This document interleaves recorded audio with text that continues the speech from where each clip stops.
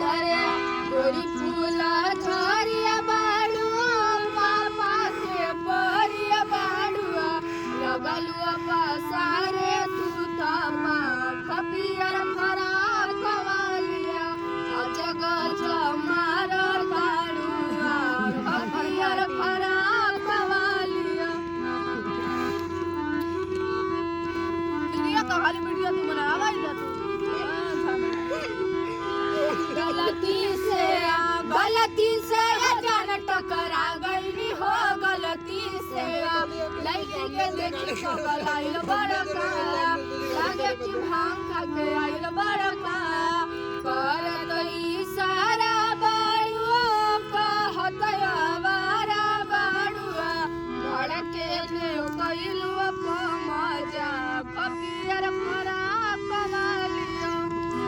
राजा ना कि नहीं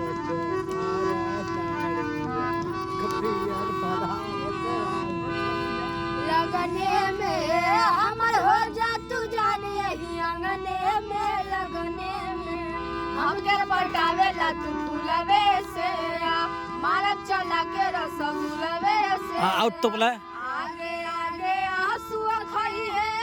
पीछे पीड़िया रसुआ पही है पावन के मान दिह तूरा खपियर फरा कवालिया अजग